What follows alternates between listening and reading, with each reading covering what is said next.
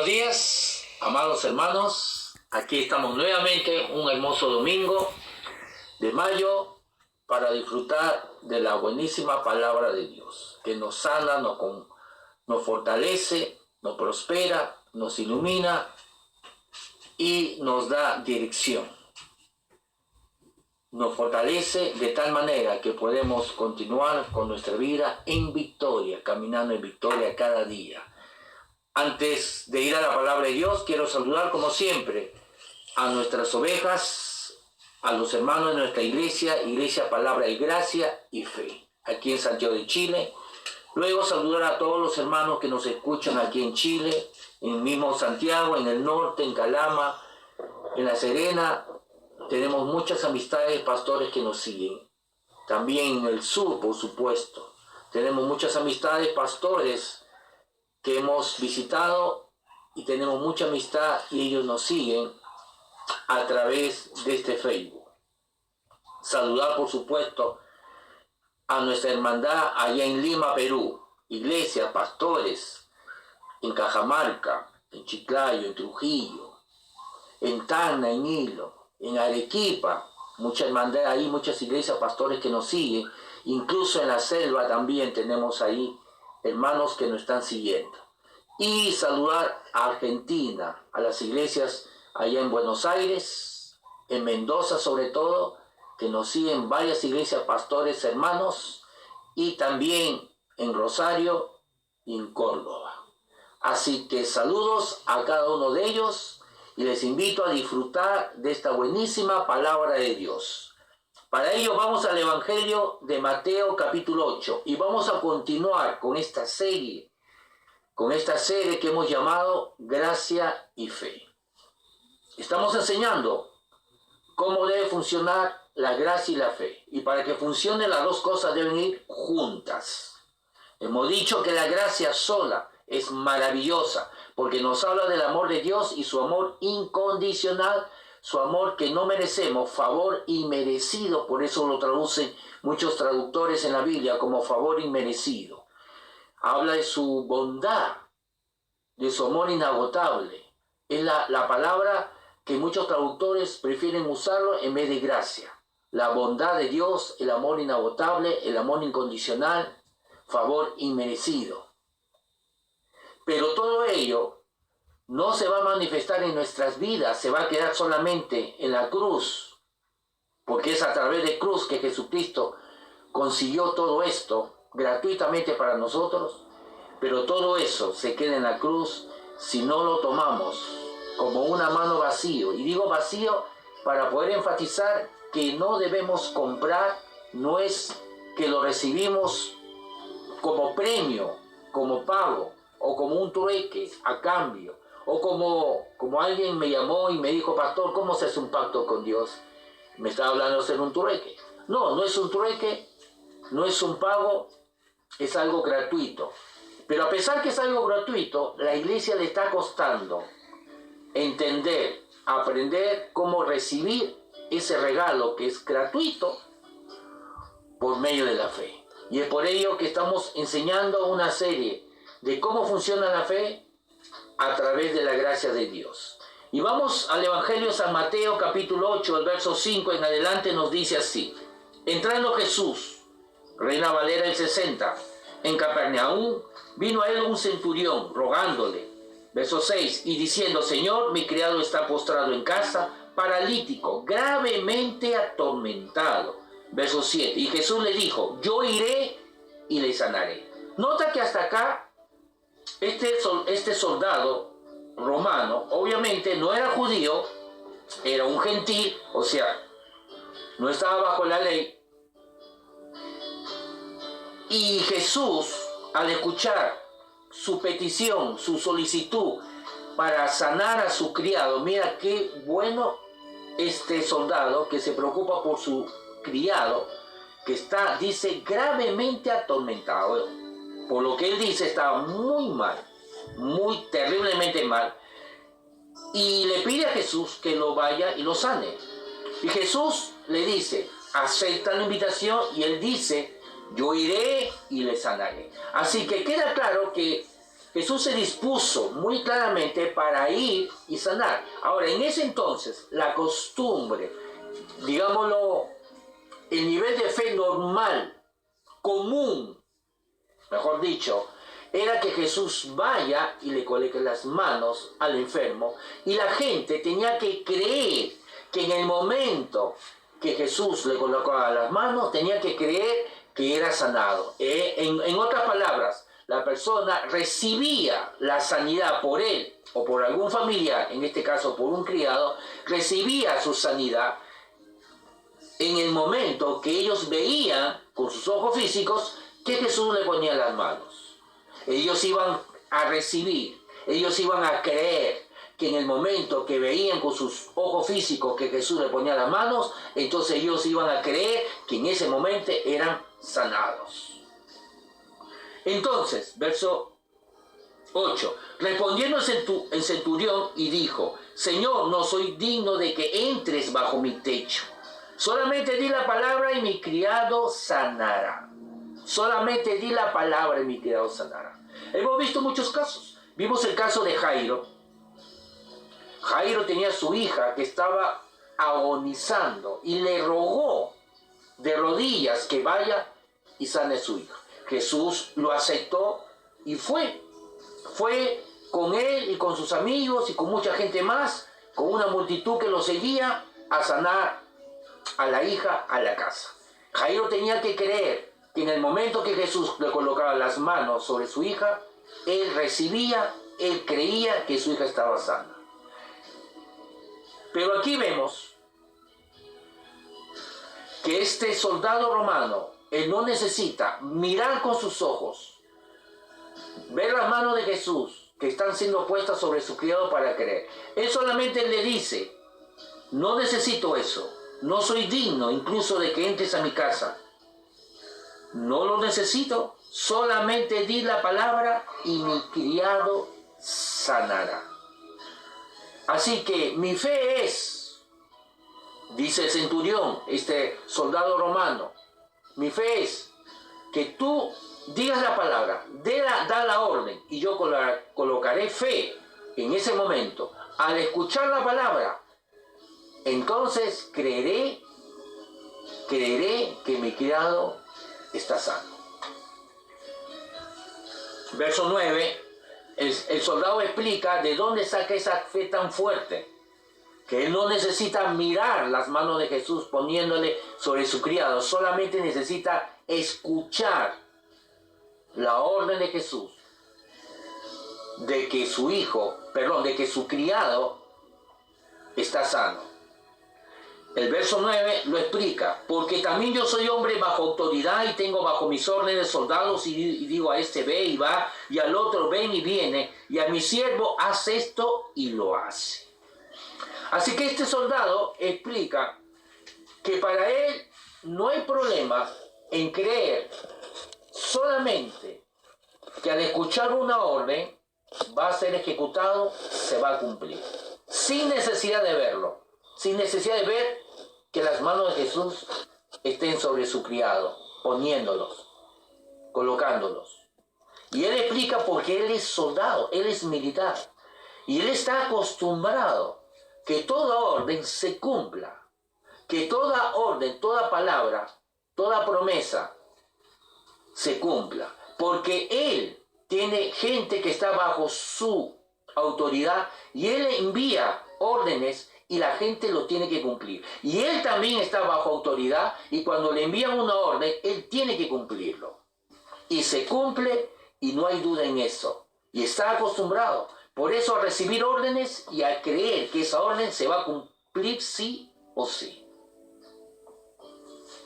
Así que eso le ayudó a él a tener esa fe fuerte y no necesitar mirar, sino solamente escuchar la orden emitida para creer que va a ser ejecutada esa orden en su plenitud y va a ser sí o sí hecha. El verso 10, continuamos, dice: al oírlo Jesús se maravilló y dijo a los que le seguían: de cierto os digo que ni aún en Israel he hallado tanta fe. ni aún en Israel. Obviamente este hombre no era judío, era un gentil, era una persona que no estaba bajo la ley. Dice, de cierto os digo que ni aún en Israel he hallado tanta fe. Verso 11. Y os digo que vendrán muchos del oriente y del occidente y se sentarán con Abraham e Isaac y Jacob en el reino de los cielos. Mas los hijos del reino, verso 12, serán echados a las tinieblas de afuera y allí será el lloro y el crujir de dientes. Verso 13. Entonces Jesús dijo al centurión, ve y como creíste, te sea hecho. Y su criado fue sanado en aquella misma hora. ¿Qué hora? Otra vez el verso 13. Entonces Jesús dijo al centurión, ve y como creíste, te sea hecho. No es primera vez que Jesús dice estas palabras. Conforme a tu fe. En otras palabras le estaba diciendo, como en otra ocasión, en otra sanidad, Jesús dice, conforme a tu fe te sea hecho. ¿Qué es lo que tú puedes creer? ¿Recuerdan la mujer del flujo de sangre que lo vimos en la prédica pasada? La mujer del flujo de sangre, su fe no era ver que Jesús ponga las manos, o le ponga las manos sobre ella. Esta mujer estaba enferma 12 años y había gastado de todo en muchos médicos y no le quedaba nada. Y incluso, al menos que hubiera valido la pena todos sus gastos, hubiera mejorado algo, pero dice que le iba peor. Pero la fe de esta mujer del flujo de sangre, que lo vimos en Marcos 5, si no me equivoco, no era que Jesús le ponga las manos y ore por ella. No, la fe de esta mujer del flujo de sangre era, si solamente tocare el borde de su manto, seré sanada. Nota que hay varios tipos de fe, varios niveles de fe, y Jesús se adaptó al nivel de fe de cada uno. Se adaptó al nivel de fe de Jairo. Jairo necesitaba que Jesús vaya a la casa, hasta la casa de su hija, y le ponga las manos para creer que su hija iba a ser sanada. En cambio, esta mujer de flujo de sangre, no. Su fe no era que Jesús orara por ella. Su fe era que si solamente toco el manto, el borde de su túnica, seré sanada. Y la tocó sin pedirle permiso. Pero igual, aunque no le pidió permiso, como lo tocó con fe, creyendo que en ese momento iba a recibir su sanidad. Eso significa que esta mujer de flujo de sangre significa que en ese momento ella iba a creer que estaba sana al tocar el manto. Siempre, en todos los casos de sanidad, es muy importante que entendamos, hay que creer que recibes la sanidad. Eso significa que tienes que creer que ya estás sano o sana. No que vas a ser sanado. No tienes que esperar que los síntomas se vayan, no tienes que esperar que los dolores se vayan, tienes que creer en el nivel de fe que tú has determinado, que tú has escogido. Tienes que creer que la enfermedad se va. Esta mujer de flujo de sangre, ella decía, si solamente tocar el borde de su manto, seré sana. Ella creía que solamente al tocar el borde de su manto, la enfermedad se iba a ir. Y ella creyó eso. Y por lo tanto, al creer en el momento de tocar que estaba sana, la enfermedad se fue.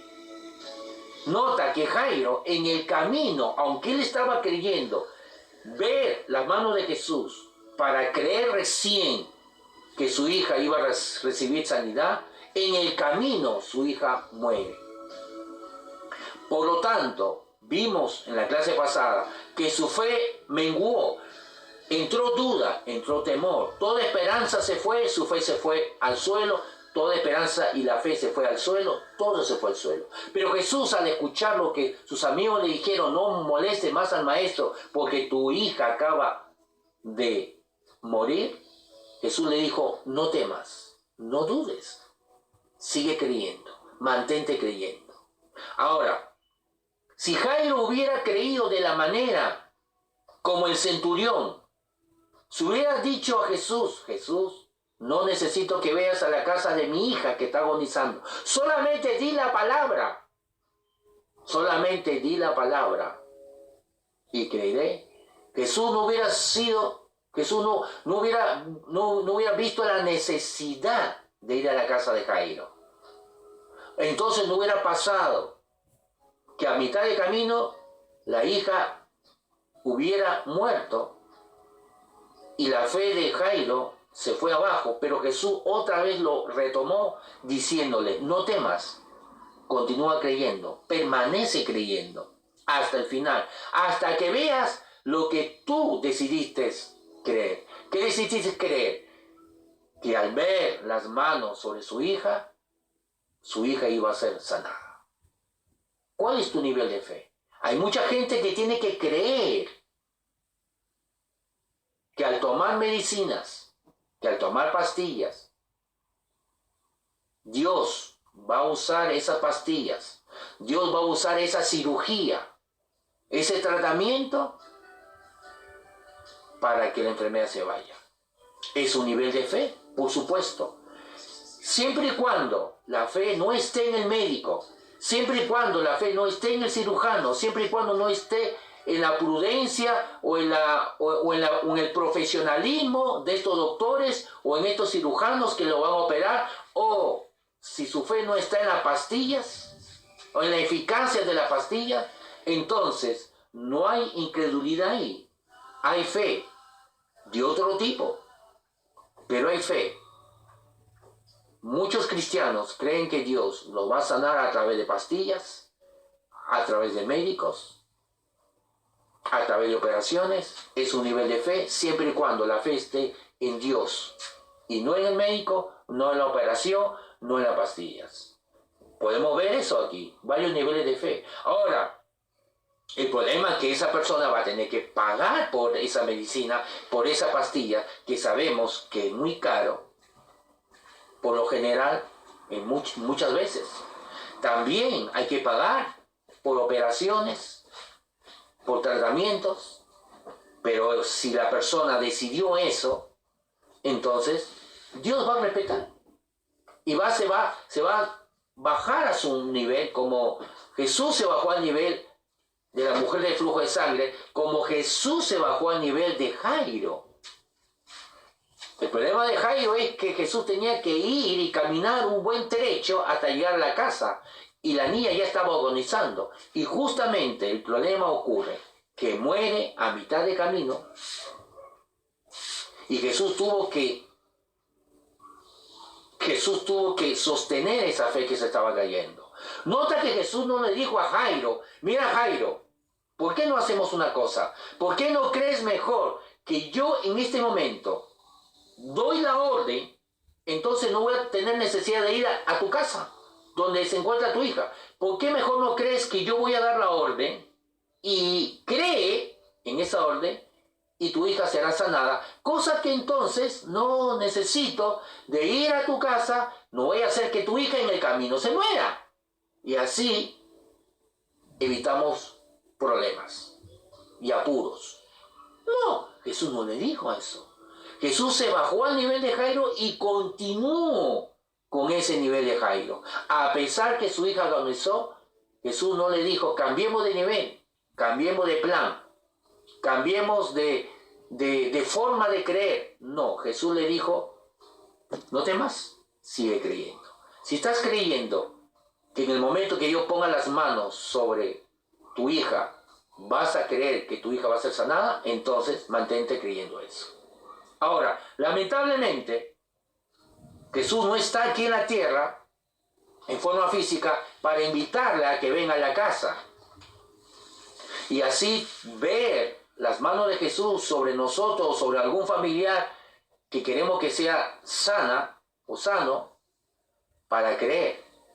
Entonces, ¿qué opción me queda? Me queda la opción del centurión. Mira que Jesús le dijo en el verso 10, al oírlo Jesús se maravilló y dijo a los que le seguían, de cierto os digo que ni aún en Israel he hallado tanta fe. obviamente, este centurión tenía una fe fuerte porque él estaba acostumbrado a enviar órdenes y a que le envíen órdenes a él, a que él dé órdenes y que le den órdenes a él y se cumpla, siempre, a cabalidad. También lo que le ayudaba a este centurión es que él era gentil. ¿Qué tiene que ver? Él no estaba bajo la ley. Porque la ley le decía que él tenía que tener una conducta implacable, excelente, perfecta, sin fallar, para ser declarado justo. Eso es lo que dice la ley. Y si es declarado justo, entonces, si es declarado justo por su conducta, por cumplir la ley, entonces tenía derecho a recibir sanidad. Pero él no estaba bajo esa ley. Así que no le molestaba ninguna ley. Vamos a Mateo capítulo 15, rápidamente. Mateo capítulo 15. Mateo capítulo 15. Y vamos, antes de ir, quiero otra vez recalcar esto. Siempre la gracia y la fe están juntas. ¿Dónde está la gracia en la historia del soldado romano? Cuando Jesús le dice en el verso 13, si no me equivoco, le dice: conforme a tu fe, como has creído, de la manera como has creído, se te sea hecho.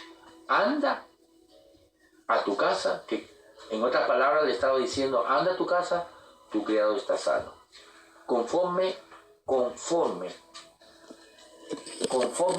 has creído, te sea hecho. ¿Qué había creído el centurión?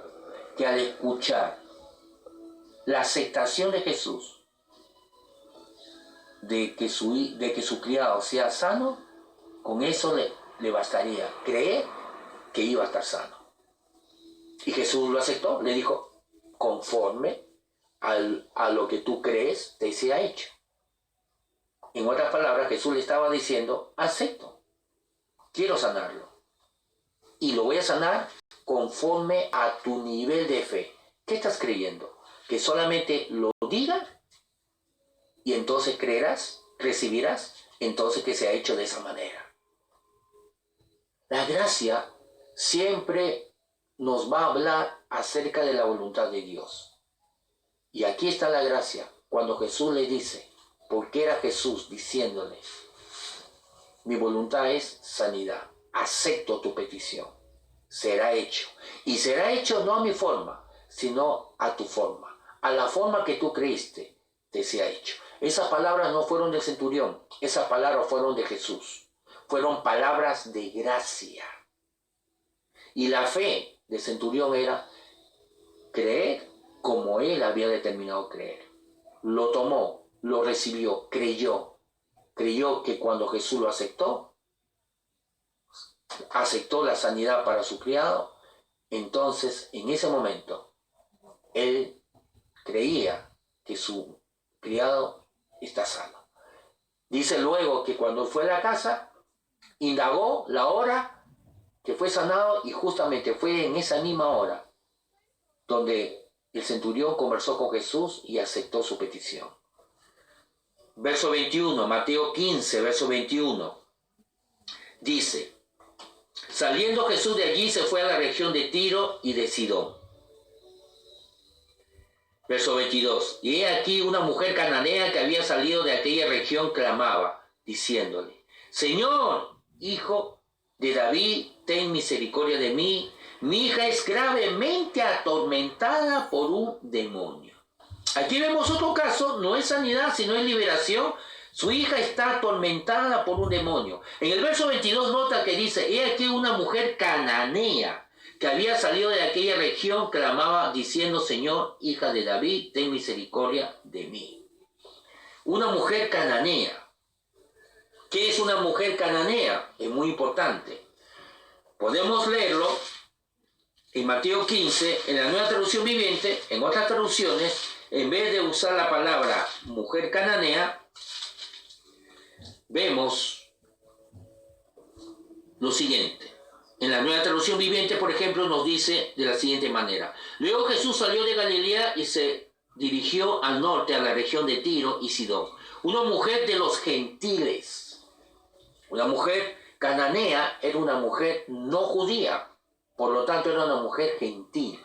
Otra vez nos encontramos con un caso, pero no de sanidad, sino de liberación, que la persona no es judía, sino es gentil. Verso 23. Pero Jesús no le respondió palabra, no le respondió nada, no le dijo que no. Muchos piensan que aquí Jesús estaba negando. No, simplemente no respondió palabra. Entonces, acercándose, sus discípulos le rogaron, diciendo: despídala, pues da voces tras nosotros. Mira a sus discípulos, no tienen paciencia, le falta más misericordia, estaban aprendiendo, estaban siendo entrenados en forma práctica a través de su maestro, Jesús. Verso 24. Él respondiendo dijo: no soy enviado. Jesús en el verso 24 recién responde a la mujer y le dice, él respondiendo dijo: no soy enviado sino a las ovejas perdidas de la casa de Israel. Verso 25. Entonces ella vino y se postró ante él diciendo: Señor, socórreme. Verso 26. Respondiendo él dijo: no está bien tomar el pan de los hijos y echarlo a los perrillos. Verso 27. Y ella dijo: sí, Señor, pero aún los perrillos comen de las migajas que caen de la cena de sus amos. Ahora, al parecer podemos ver que Jesús no quería sanar a la hija de esta mujer cananea o de esta mujer gentil, no judía. Pero si volvemos a leer, dice aquí, en el verso 24, él respondió, dijo: no soy enviado sino a las ovejas perdidas de la casa de Israel. Eso no significa que Jesús no podía sanar a un gentil. Eso significa que Jesús tenía un orden. Y lo vamos a ver. Vamos a leer esa misma historia en Marcos. Vayamos un ratito. Los evangelios sinópticos nos ayudan para poder completar lo que realmente Jesús estaba diciendo a esta mujer. En Marcos 7, 27, Marcos 7, 27, la misma historia. Verso 24, vamos a leerlo del verso 24. Dice: levantándose de allí se fue a la región de Tiro y de Sidón, y entrando en una casa no quiso que nadie lo supiese, pero no pudo esconderse. Verso 25, porque una mujer cuya hija tenía un espíritu inmundo, luego que oyó de él, vino y se postró a sus pies. Verso 26, la mujer era griega, no era judía, era griega. Una mujer no judía, gentil, y sirofenicia de nación, y le rogaba que echase fuera de su hija al demonio. Verso 27, pero Jesús le dijo: deja primero que se sacien los hijos, porque no está bien tomar el pan de los hijos y echarlo a los perrillos. No es que Jesús no quería o no podía sanar a una persona gentil. Dios, en 1 Corintios 14, dice que Dios es un Dios de orden. Y Jesús tenía un orden. Le dice: deja primero que sacie a los judíos. Ten un orden, mujer. Deja que yo primero sane a los judíos. Porque no está bien darle el pan de los hijos y echarlo a los perrillos.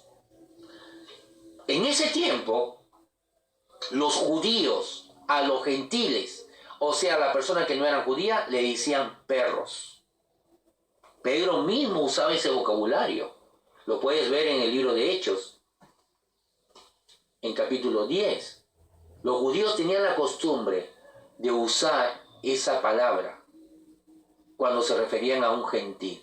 lo decían perros. ¿Por qué? Porque no pertenecían al pacto de Dios, porque no estaban dentro del pacto. Y me refiero al antiguo pacto, bajo la ley. Así que Jesús, usando el mismo vocabulario de ese tiempo, le dice, no está bien tomar la comida que le pertenece a los hijos, a los judíos, y dárselo a los gentiles. Deja primero que alimente, que sane primero a los judíos, y luego pasemos a los gentiles. Si nosotros vamos rápidamente a Hechos, por ejemplo, uno más, Hechos capítulo 1, el verso 9, Hechos 1, verso 9, la Reina Valera dice así, verso 8, Hechos 1, verso 8, Reina Valera dice así, pero recibiréis poder, dice Jesús, cuando haya venido sobre vosotros el Espíritu Santo, y me seréis testigos en Jerusalén, en Judea, en Samaria y hasta lo último de la tierra. Ese es el orden de Dios. Primero Jerusalén, donde nace el Evangelio. Luego todo Judea, la región más grande. Luego la región que está vecina a Jerusalén, que es Samaria. Y de ahí a todo el resto del mundo, que era Europa, el Asia. Entonces, muy claro. Volvamos a Mateo, capítulo 15. Estamos viendo esta historia. Entonces, no era que Jesús no quería, sino Jesús, Dios, era un Dios de orden. Pero la mujer en el verso 27 le contesta lo siguiente. Y ella dijo, sí Señor, está bien. Sí Señor, está bien. Ojo que la mujer no se rebela contra Jesús. Ojo que ella no va en contra de la disposición de Dios.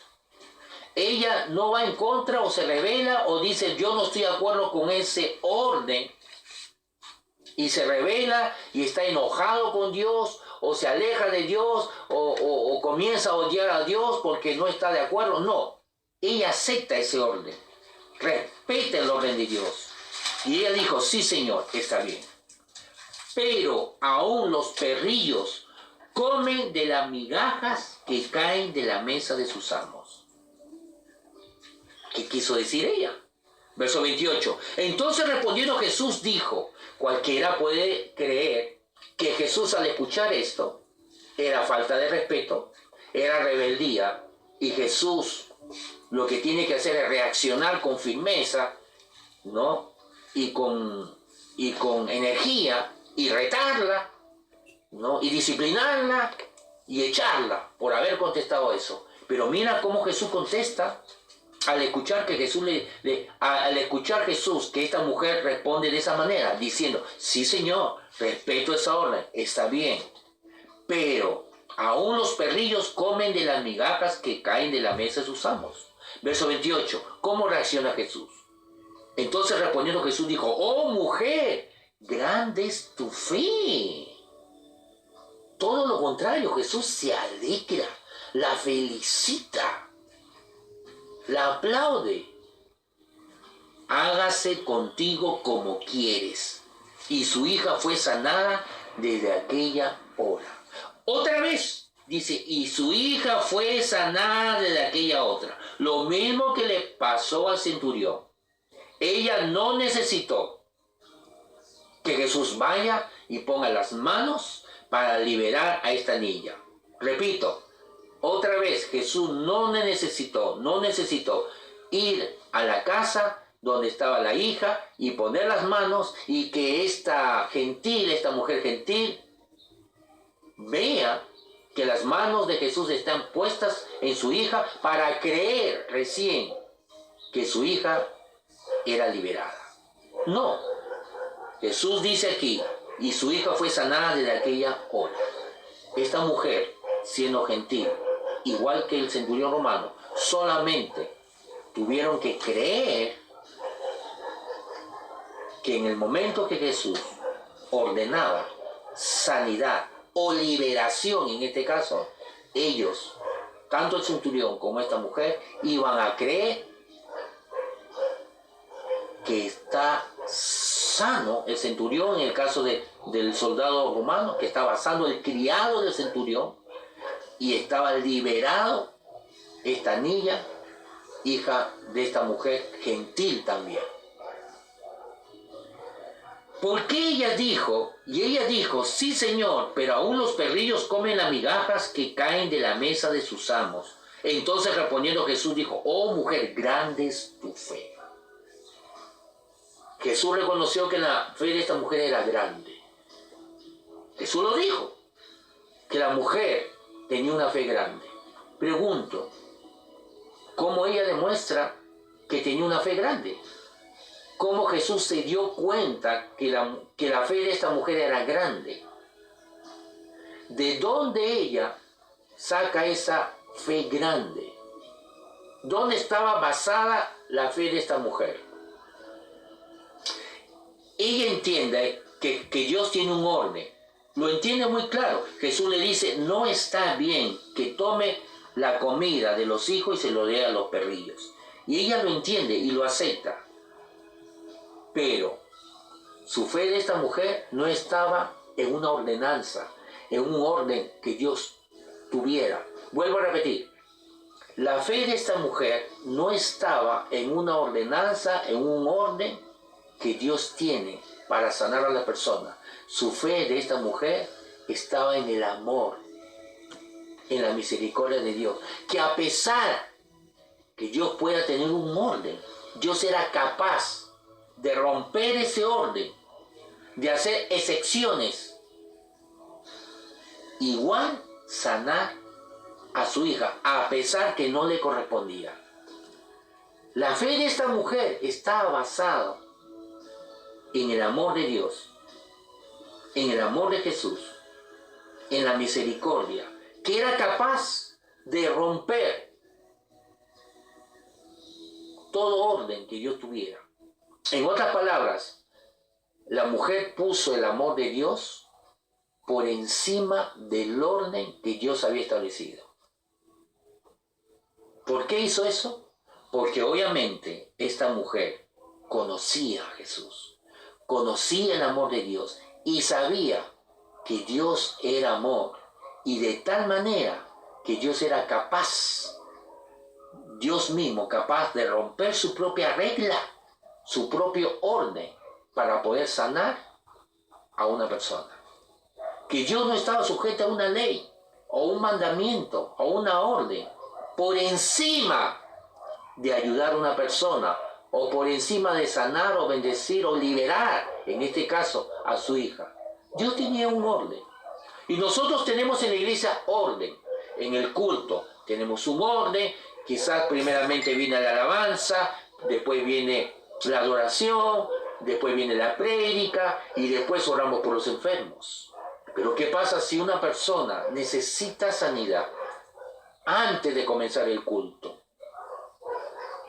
Tendríamos que respetar ese orden y decirle, no, espérate al final, cuando es urgente, cuando la persona quizás no puede quedarse hasta el final. ¿Seremos capaces de romper ese orden que nosotros mismos hemos establecido? Por supuesto que el orden es importante. Por supuesto que el orden es importante. Pero cuando se trata de bendecir a alguien, de ayudar a alguien, tenemos que actuar como Dios actúa. Es importante tener un orden. La Biblia dice en 1 Corintios 14 que Dios es un Dios de orden.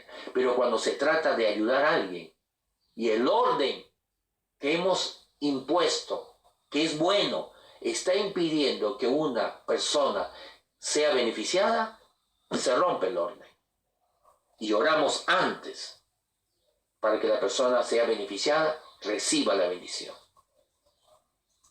Jesús por eso sanó el día sábado y varias veces. Y los fariseos lo acusaban porque él sanaba el día sábado.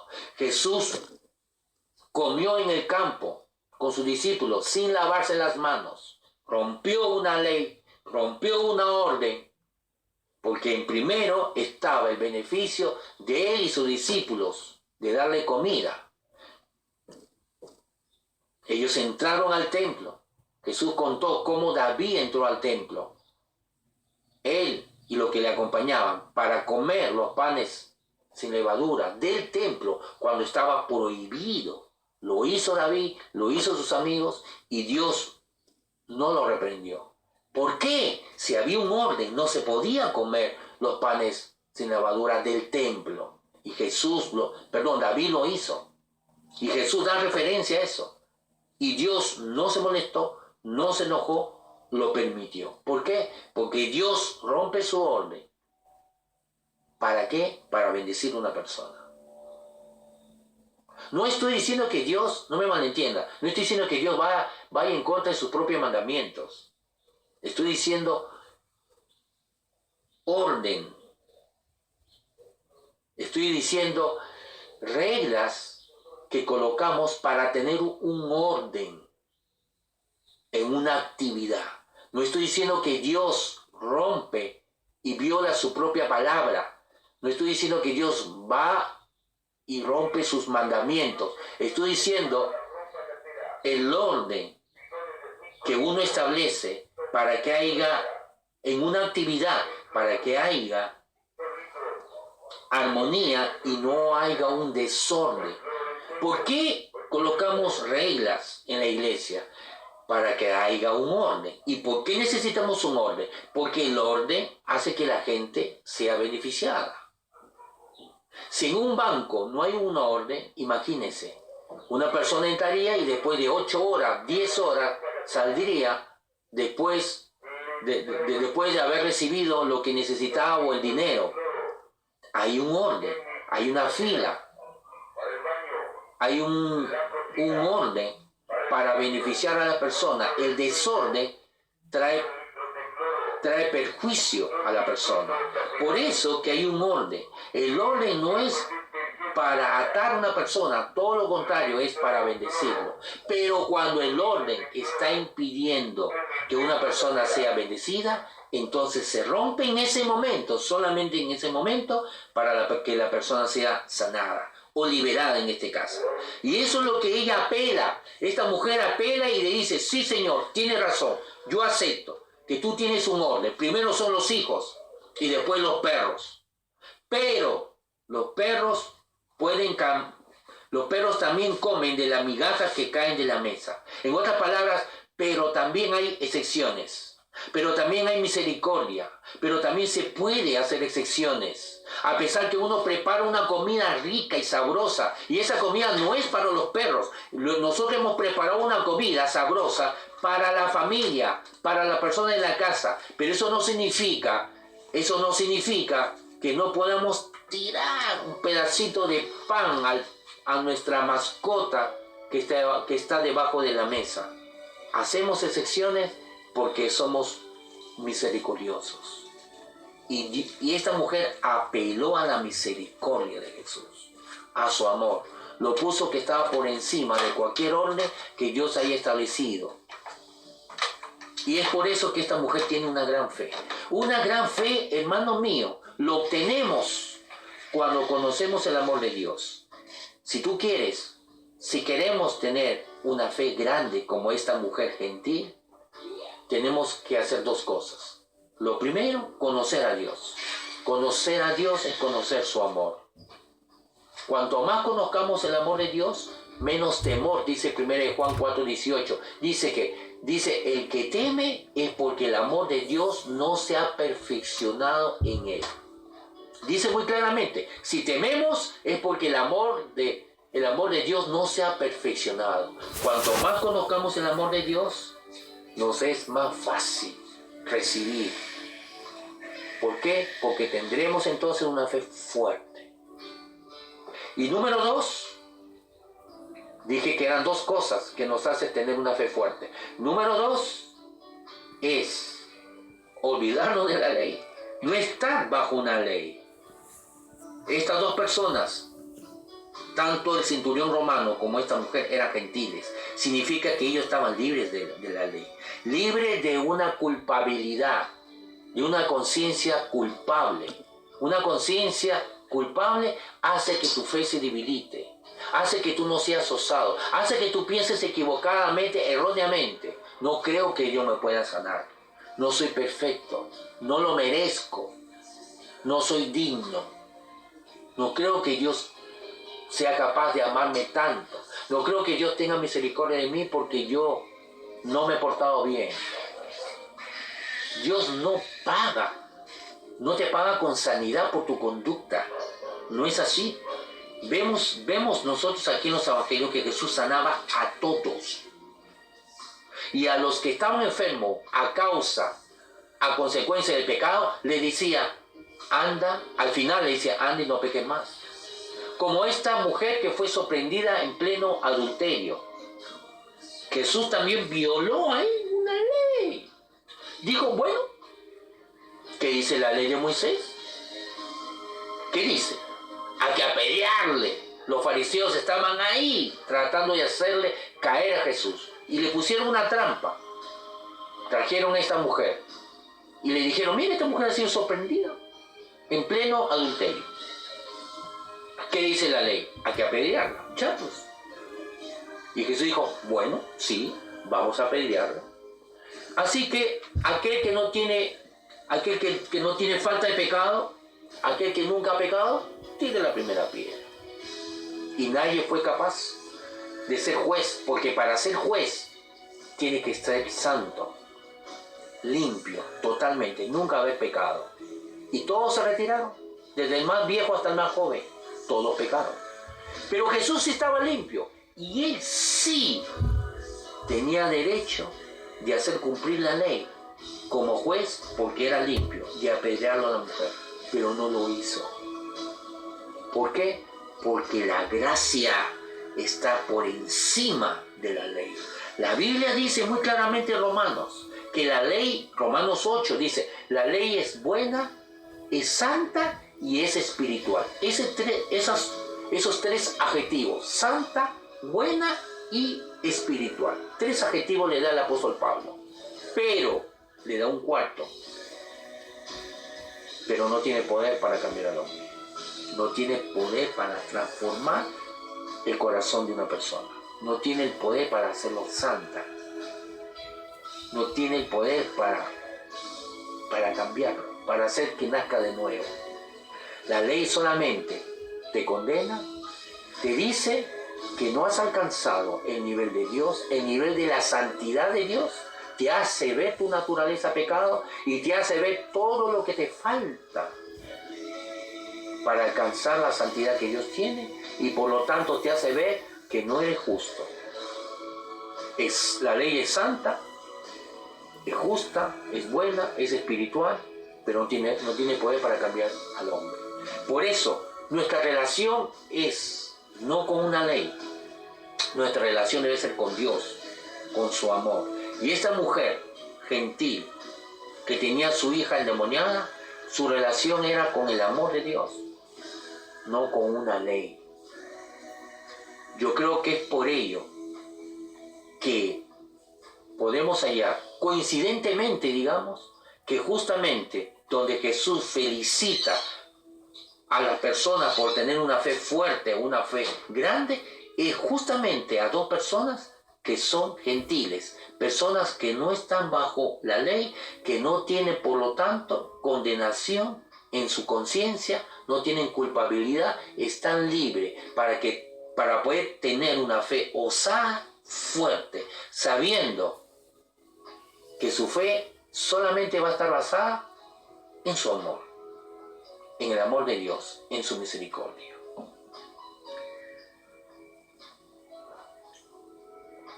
Vamos a proceder a tomar la Santa Cena. Vamos a 1 de Corintios, capítulo 11. 1 de Corintios, capítulo 11. Vamos a 1 de Corintios, capítulo 11.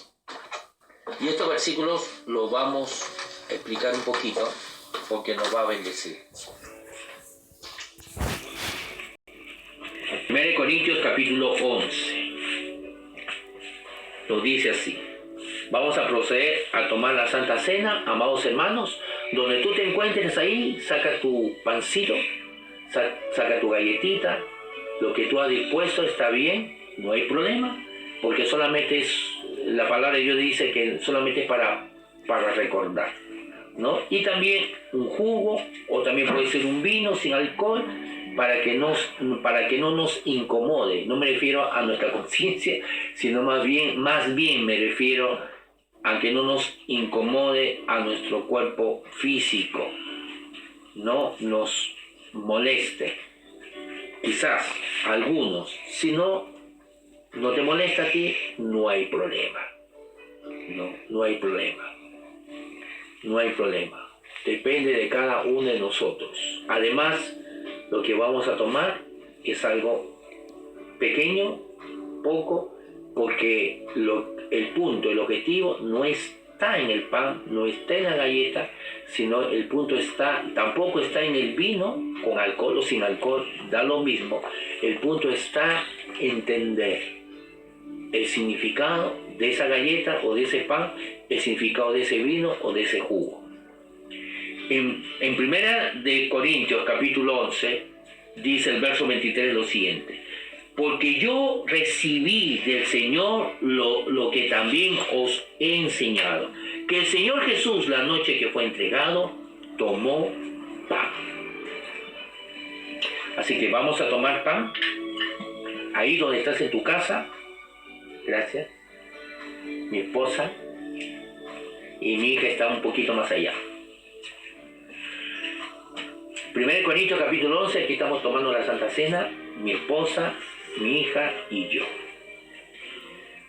Dice: porque yo recibí del Señor lo que también os he entregado, que el Señor Jesús, la noche que fue entregado, tomó pan, verso 24, y habiendo dado gracias, lo partió y dijo: tomad, comed, esto es mi cuerpo que por vosotros es partido. Haced esto en memoria de mí. Nota que en el verso 24 dice: y habiendo dado gracias, lo partió. Eso es lo que nosotros necesitamos aprender muchas veces. Dar gracias. Partir siempre, si vamos a orar, partir siempre. Antes de pedir, ser agradecido. Gracias, Señor. ¿Cómo partimos este culto? ¿Recuerdan cómo comenzamos esta prédica? Dimos gracias. Dije, vamos a dar gracias por este domingo maravilloso que Dios ha hecho para cada uno de nosotros.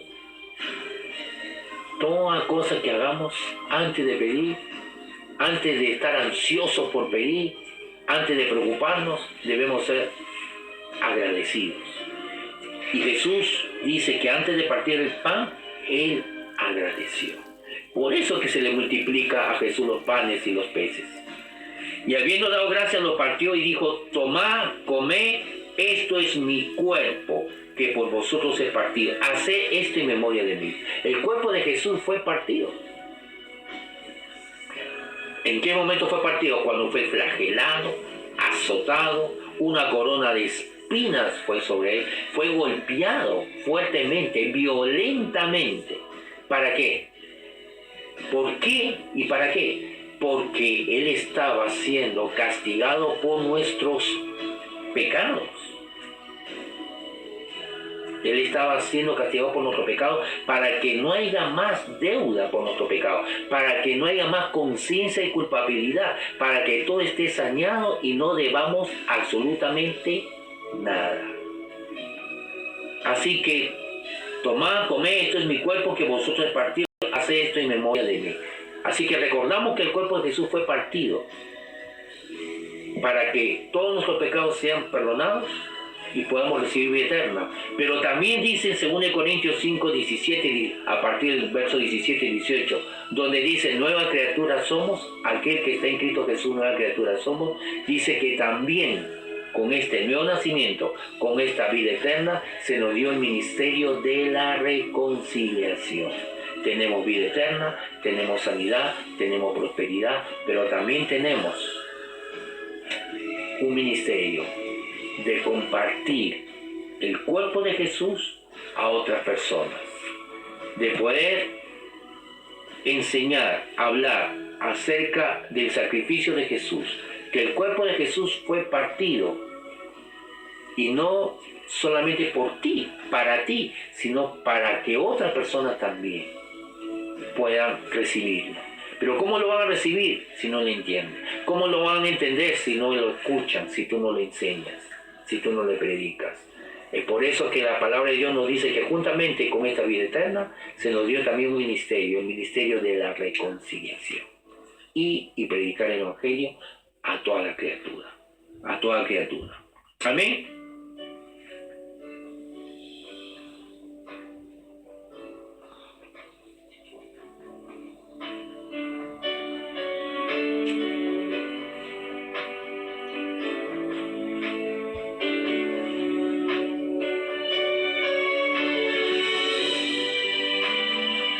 Dice, asimismo tomó también la copa después de haber cenado diciendo, esta copa es el nuevo pacto en mi sangre. Haced esto todas las veces que la bebieres en memoria de mí. Así que recibimos, sea vino con alcohol o sin alcohol, sea un jugo, no importa. Eso depende cómo tú te sientas cómodo. Lo importante es lo que representa.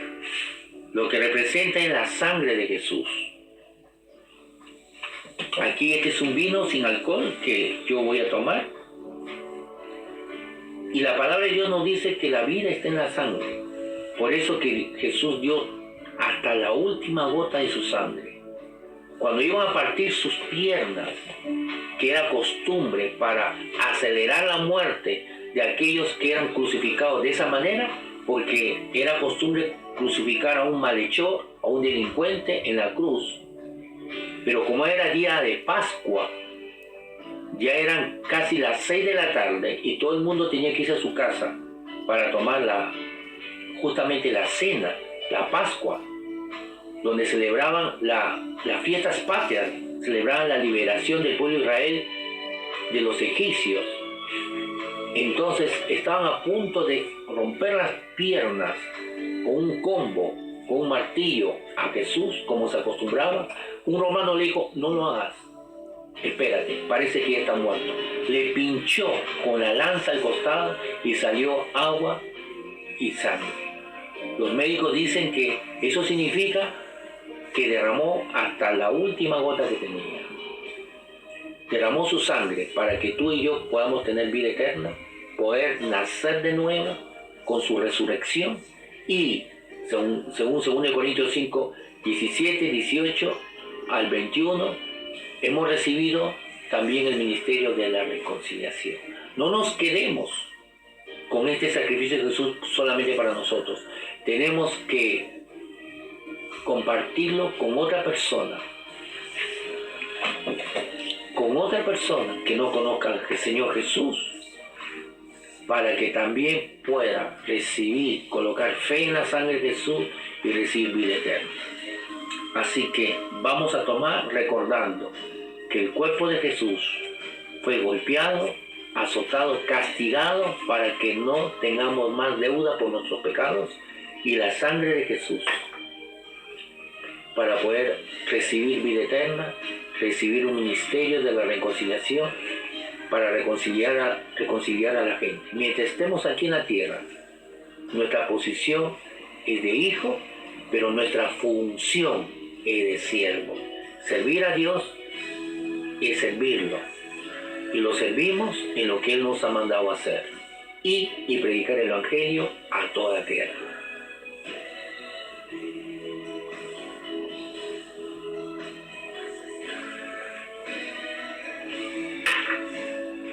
Amado hermano, antes de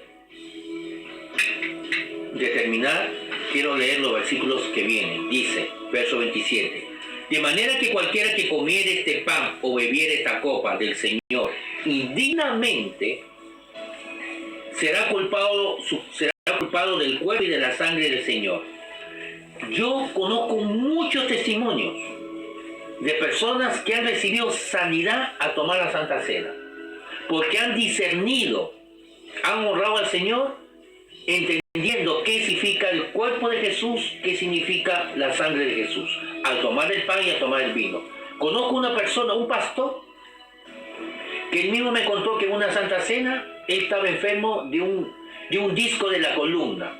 Él cargaba pesas, iba al gimnasio y tenía un disco desviado porque hizo mal los ejercicios. Y le dolía constantemente. Y tenía que operarse, pero él no quería operarse. Y cuando él tomó la Santa Cena, él me contó que colocó fe, que cuando tomaba la Santa Cena, discernió, tomó conciencia, el cuerpo de Jesús, la sangre de Jesús. Y en ese momento que tomó la Santa Cena, creyó. Y el disco, él mismo dice, sintió cómo se movió y volvió a su lugar y recibió su sanidad.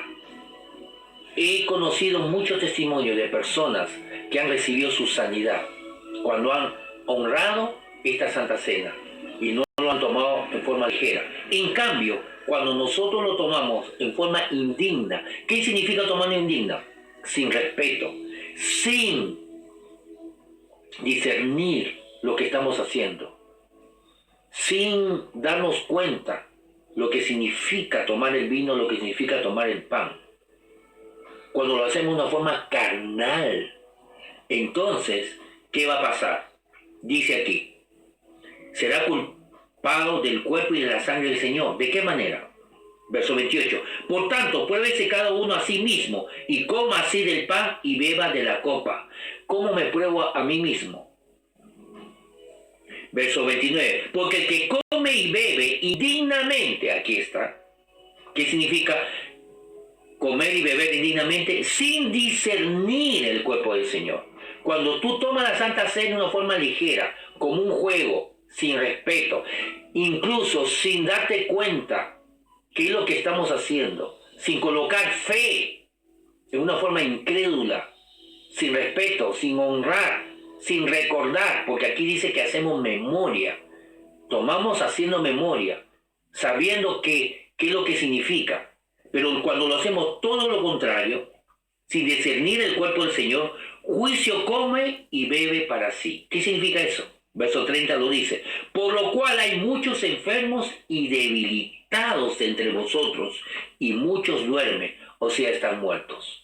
No está diciendo que Dios lo castiga y los mata o lo enferma. Vuelvo a repetir, no está diciendo que Dios lo enferma o lo castiga con muerte. Está diciendo que ellos van a recibir una consecuencia por caminar en incredulidad. Muchos cristianos están enfermos, muchos cristianos han muerto porque no reciben su sanidad. ¿Y por qué no reciben? Porque no han discernido la cruz, porque no han entendido lo que la cruz significa. ¿Qué significa? Sanidad para el enfermo. Muchos cristianos mueren y están enfermos porque no han sabido recibir, no han entendido la gracia. ¿Por qué no han entendido la gracia? Porque no han entendido el sacrificio del Señor Jesús. Y cuando tomamos la Santa Cena, es una oportunidad para poder entender la gracia. ¿Dónde está la gracia? El sacrificio de Jesús es su gracia.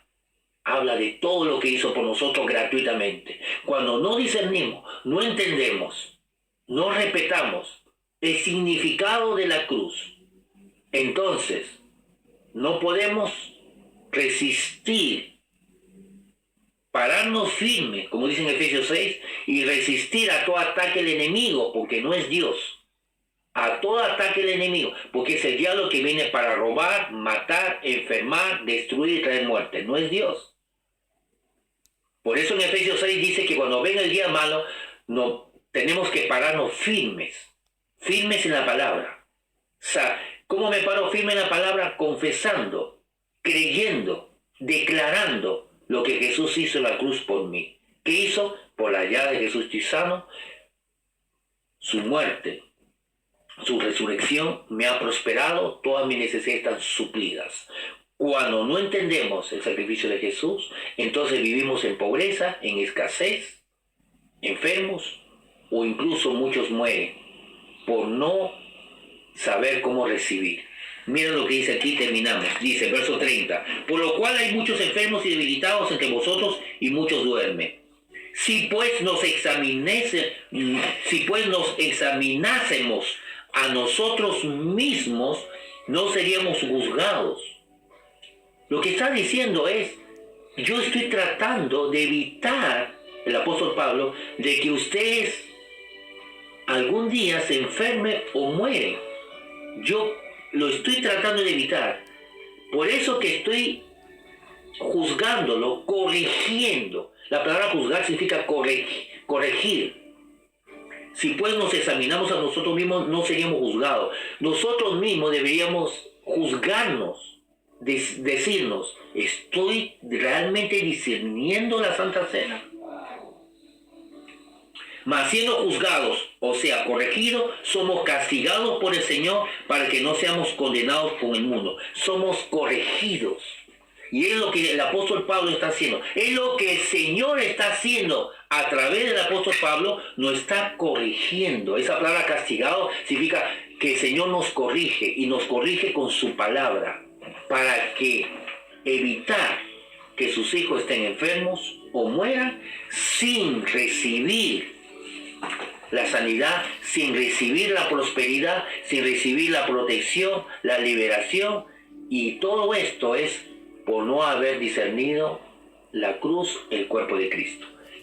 Quiero terminar leyéndote estos versículos que hemos leído, estos últimos versículos, en esta traducción. Termino con esto. Están buenísimos, buenísimos. Es la traducción MSG. La traducción MSG lo dice así. 1 Corintios capítulo 11, del verso 29 al 32, lo dice de esta manera. Nos va a dar mucha luz. Si no piensa, o peor, no le importa, el cuerpo roto, quebrado del Maestro, de Jesús, cuando come y bebe, vuelvo a repetir, si no piensa, o peor, no le importa el cuerpo castigado, roto, quebrado del Maestro, cuando come y bebe, la Santa Cena, corre el riesgo de sufrir graves consecuencias. Es por eso que muchos de ustedes, incluso ahora, están apáticos y enfermos. Y otros han ido a una tumba temprana, han muerto antes de tiempo. Si aclaramos esto ahora, o sea, si somos corregidos, juzgados o condenados según la traducción, que significa ser corregidos, ¿no? Perdón, la palabra, me equivoqué, la palabra no es condenados, sino castigados. Perdón, no es condenados, sino es castigados, que significa corregidos o juzgados. Entonces dice aquí, si aclaramos esto ahora, si ahora nos corregimos, no tendremos que enderezarnos más adelante, o sea, cuando estemos enfermos, cuando ya venga la consecuencia. No tendremos que enderezarnos más adelante. Es mejor ser confrontado por el Maestro. O sea, es mejor ser juzgado o castigado. La palabra castigado no significa que Dios te va a mandar un accidente, una enfermedad. No, esa palabra en otras traducciones dice ser disciplinado, corregidos. Lamentablemente muchos traductores, en vez de usar la palabra corregidos, disciplinados, ¿no? Usan la palabra castigados. Es mejor ser confrontado por el Maestro ahora que enfrentar una confrontación ardiente más tarde. ¿Cuál es la confrontación ardiente más tarde? La que tenemos que enfrentar cuando nos venga una enfermedad. En consecuencia, es preferible que Dios dice que Jesús nos confronte, nos corrija, nos discipline ahora, que luego estar confrontando algo más ardiente. ¿Qué cosa es algo más ardiente? Algo peor, tener una enfermedad en nuestro cuerpo. Porque muchos ahora, dice el apóstol Pablo, en estos momentos están enfermos, incluso duermen. O sea, se murieron antes de tiempo. ¿Qué está haciendo el Señor? Nos está corrigiendo. Que debemos discernir el cuerpo de Jesús para mantenernos sanos. Por eso que Santiago dice, en el libro de Santiago dice, si alguno está enfermo, llame a los ancianos de la iglesia. Si alguno, ¿qué significa eso? Que la voluntad de Dios es que nadie esté enfermo dentro de la iglesia, nadie. Por eso dice, si alguno está enfermo, porque no debería algún cristiano, algún hijo de Dios estar enfermo. ¿Cómo arreglamos este asunto? Corrigiéndonos. Debemos discernir la cruz para poder recibir sanidad y mantenernos sanos. No somos enfermos. Si tú tienes alguna enfermedad, tú no eres un enfermo tratando de ser sano. Si tienes alguna enfermedad, tú no eres un enfermo tratando de ser sano. Tú eres un sano resistiendo el ataque del diablo, resistiendo la enfermedad, resistiendo la mentira del diablo. Amados hermanos, creyendo en Dios, que hayan disfrutado de esta bendita palabra que nos sana, nos prospera, suple todas nuestras necesidades, nos fortalece. Bendiciones a cada uno de ustedes y reciban su sanidad, su liberación, discerniendo el cuerpo de Cristo, la cruz.